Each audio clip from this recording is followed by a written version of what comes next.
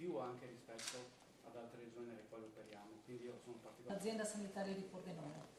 Era un progetto di telemedicina. Assumere tante terapie, quindi io devo dare loro... Dall'ascolto nasce il sorriso, nasce l'abbraccio, nasce la forza anche in situazioni così... Metteremo in vendita circa 3.000 strade natalizie al prezzo di 19,90 €.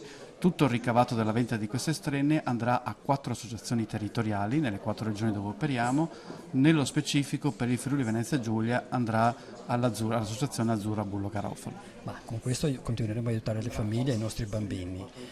Questo ci dà la possibilità di essere nati a Trieste, di poter seguire i bambini che affluiscono da tutte le regioni d'Italia presso l'ospedale infantile Bullo Garofalo. Seguiamo a domicilio i bambini che sono a Trieste e Gorizia. Con questo evento speriamo di poter aiutare anche le famiglie che sono in provincia di Udine.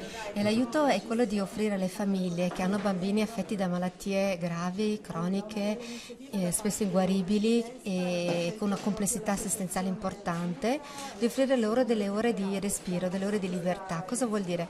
Vuol dire avere qualcuno che accudisce il bambino ammalato e quindi del personale infermieristico preparato, formato a gestire farmaci, a gestire presidi di sostegno vitale, in modo che la mamma e il papà e gli altri figli possano, insieme anche magari il bambino ammalato, ma con la leggerezza di essere in quel momento genitore, non di essere l'infermiere che assiste.